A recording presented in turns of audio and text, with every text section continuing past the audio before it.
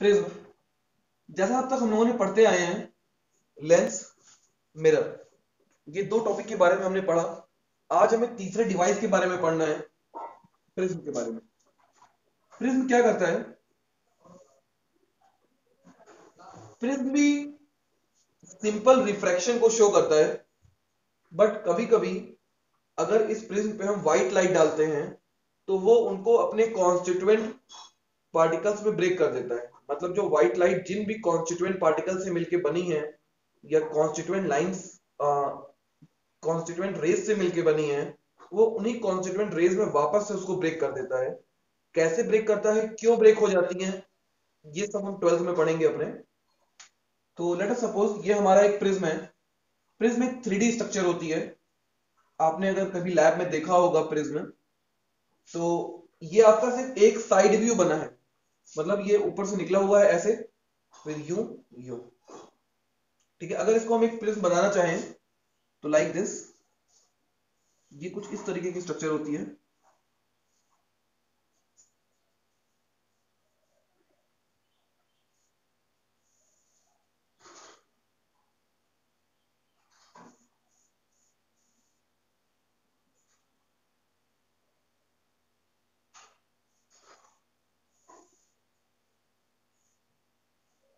कुछ समझ में आ रही है बात? बोलिए। ये इसका फ्रंट साइड हो गया, ये बैक हो गया। तो हम सिर्फ फ्रंट से इसको देख रहे हैं तो हमें ऐसा दिखाई दे रहा है। ठीक है, इसका नाम दे देते हैं ए बी सी। तो सबसे पहले जो ए है इसको बोलते हैं प्रिज्म एंगल। ए का नाम क्या होता है बेटा? Prism angle. लिखते चलो साथ में, मतलब अभी रुक जाओ। ए क्या है? Prism angle. बीसी क्या है? This BC is known as base. AC AB क्या होगा? AB is your first refracting surface. Let us suppose mu is the refractive index of the prism. तो हमारी कहीं से लाइट इंसिडेंट हुई इसके सरफेस पे, इंसिडेंट। तो जैसे लाइट इंसिडेंट हुई, जिस पॉइंट पे इंसिडेंट हुई वहां पे हमने क्या ड्रॉ किया? एक नॉर्मल N1 ड्रॉ किया। अब देखो, अभी तक लाइट एयर में थी, अब सडनली ये एक ऐसे मीडियम में इंटर कर रही है जो ग्लास का बना हुआ है, जिसका रिफ्रैक्टिव इंडेक्स म्यू है। तो अब रे जो है हमारी, वो एयर से डेंसर मीडियम में आ रही है, रेयर से डेंसर मीडियम में आ रही है। क्या होगा? टुवर्ड्स द नॉर्मल बेंड हो जाएगी। मतलब नॉर्मल की डायरेक्शन में थोड़ी सी बेंड हो जाएगी, हो जाएगी। अब क्या हुआ? This is your first refraction. यहां पे फर्स्ट रिफ्रैक्शन हो गया, इसलिए इसको बोला गया, AB को फर्स्ट रिफ्रैक्शन रिफ्रैक्टिंग सरफेस। क्या बोला गया AB को? First refracting surface. अब हमारी रे AC पर आ रही है, तो AC पे ड्रॉ करेंगे नॉर्मल। तो नॉर्मल ड्रॉ करते ही क्या होगा? रे डेंसर से रेयर में जा रही है, from away the normal bend हो जाएगी। तो दिस इज योर इमर्जेंट रे।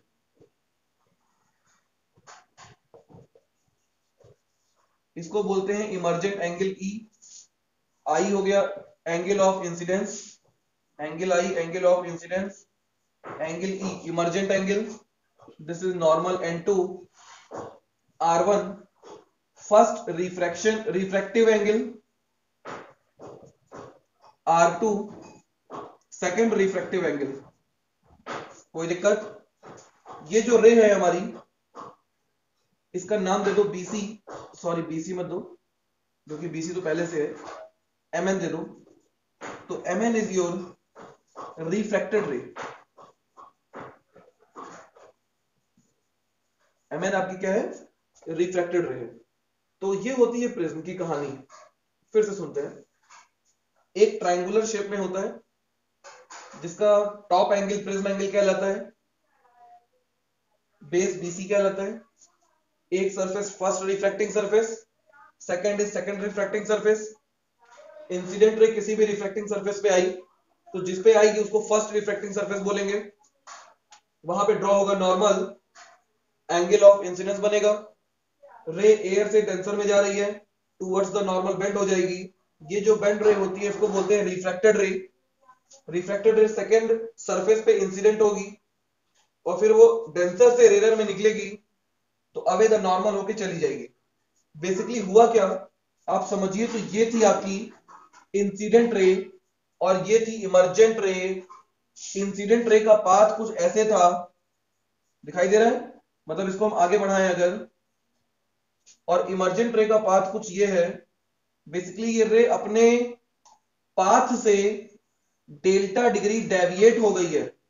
तो बेसिकली जो प्रिज्म का काम है वो क्या काम है कि रे को उसके पाथ से डेविएट करना, द डायरेक्शन ऑफ रे चेंज करना।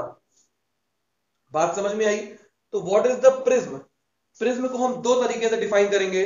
नंबर एक, it is a type of device which can change the direction of रे and it is also separate any light in their constituent colours. बात समझ में आती है?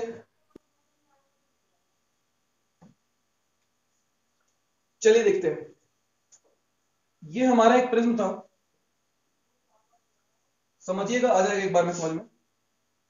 ये आपकी इंसिडेंट रे थी, हमने ड्रॉ किया नॉर्मल रे टूवर्ड्स द नॉर्मल बेंड हो गई, हमने ड्रॉ किया फिर से नॉर्मल,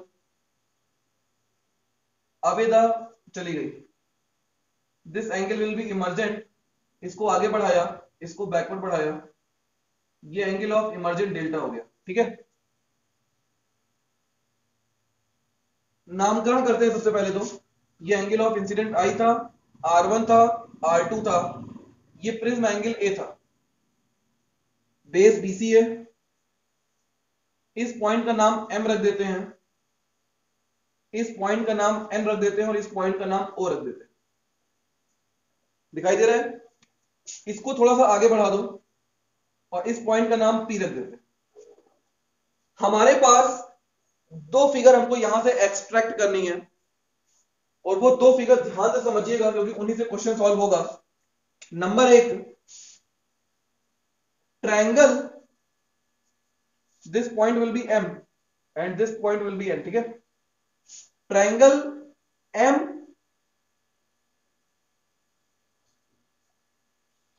O N, दिखाई दे रहा है सबको? ये ट्रायंगल दिखाई दिया? अगर ये ट्रायंगल आपको दिख गया तो समझिए जरा, इसके अंदर ये एंगल आई है, ठीक है, और ये एक्चुअल पाथ है रेखा और ये नॉर्मल है, तो पूरा एंगल जो आपका बनेगा, पूरा एंगल, ये पूरा एंगल बनेगा आई। तो सिर्फ इस ट्रायंगल का एंगल कितना आएगा? This is your I minus R1। और सिमिलरली इस साइड का एंगल कितना आएगा? E minus R2। कोई दिक्कत? तो यहां पे हम देखें अगर, तो ये एंगल आ गया मेरा I माइनस R1 और ये एंगल आ गया मेरा E माइनस R2 और ये है मेरा डेल्टा, और we can say delta is the exterior angle of this triangle. तो delta become equal to I minus R1 plus E minus R2। Now it is become I plus E minus R1 plus R2। बोलिए, this is equation first. कोई आपत्ति किसी को? हाँ बेटा, यहां तक क्लियर हो गया? सेकंड केस, ये पॉइंट का नाम ए था, ए,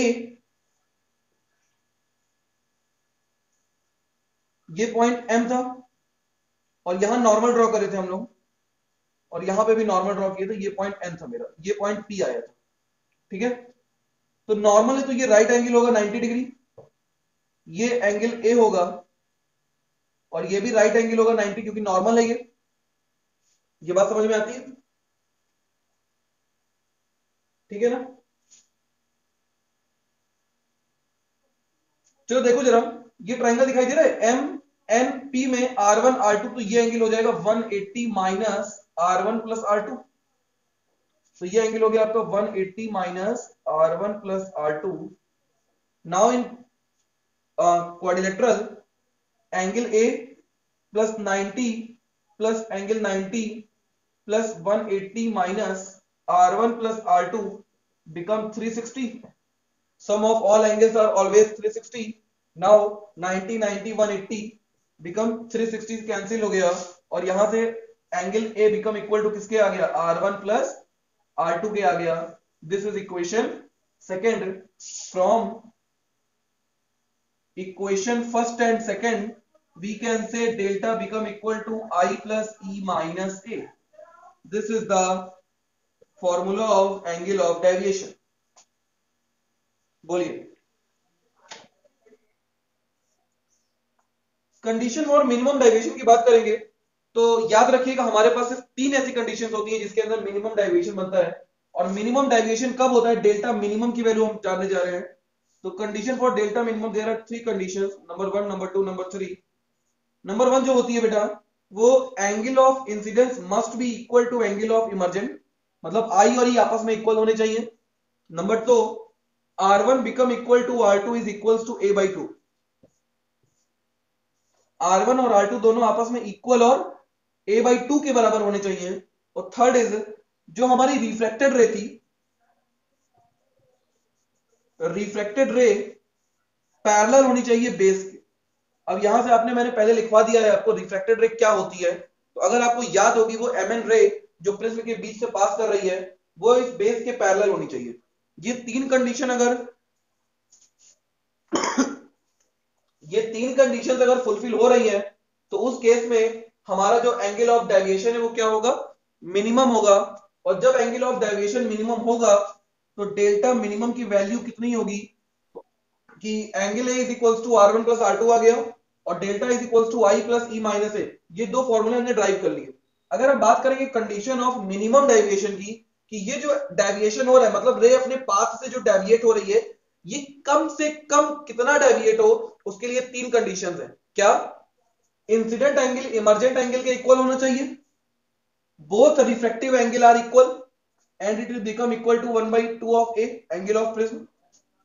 The third one is refracted ray must be parallel to the base. इस बेस के पैरेलल हो जाएगी अगर रिफ्लेक्टेड रे तो हमारी ये 3 कंडीशन फुलफिल हो जाएंगी और जो एंगल है वो मिनिमम डेविएशन का शो करेगा, मतलब रे सबसे कम डेविएशन शो करेगी. और सबसे कम डेविएशन होगा कितने का, this is your delta m equal to 2i minus A. जहां पे ई था वहां पे हमने आई पुट कर दिया और ये बन गया 2i माइनस ए. अगर हम ग्राफ की बात करें, this is the graph between angle of deviation and incident angle. तो ये ग्राफ आपका कुछ ऐसे आता है. ये वो कंडीशन है जहां पे मिनिमम डेविएशन बनता है, डेल्टा मिनिमम होता है. और इस केस में एंगल ऑफ इंसिडेंस और एंगल ऑफ इमर्जेंट ये दोनों आपस में इक्वल होते हैं. मतलब ये इस एक्स एक्सिस पे हमने एंगल ऑफ इंसिडेंस को दिखाया है. अगर आप एंगल ऑफ इंसिडेंस बढ़ाएंगे मतलब ये आपका नॉर्मल हो गया और ये आपकी इंसिडेंट रे है, इन दोनों के बीच ये एंगल कम हो रहा है, ये एंगल बढ़ रहा है. तो जैसे जैसे हम एंगल इंसिडेंस बढ़ाएंगे क्या होगा, एंगल ऑफ डेविएशन कम होते होते होते एक टाइम आएगा कि मिनिमम हो जाएगा. उसके बाद अगर हम एंगल ऑफ इंसिडेंस बढ़ाएंगे तो डेविएशन बढ़ता चला जाएगा. रिफ्रैक्टिव इंडेक्स ऑफ प्रिज्म क्या होता है, what is refractive index of prism. तो इसको हमने म्यू से डिफाइन किया था.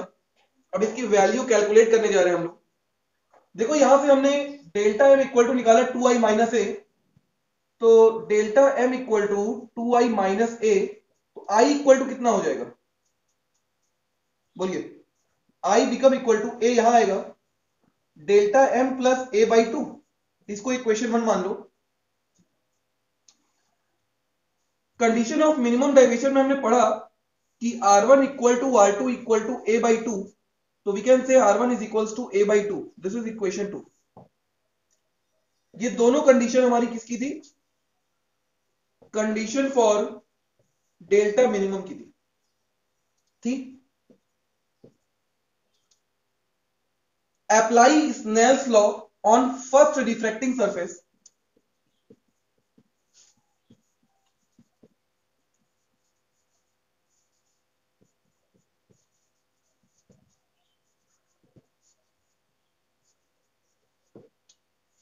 हमारी जो इंसिडेंट रे है वो कौन सी मीडियम से इंटर कर रही है? एयर से इंटर कर रही है। एयर का refractive index 1 into angle of incidence sine i is equals to, जिस मीडियम में जा रही है refractive index mu into angle of refraction R1। बोलिए कोई डाउट? तो यहां से हमारा म्यू इक्वल टू कितना आ गया बेटा? Sine i upon sine R1।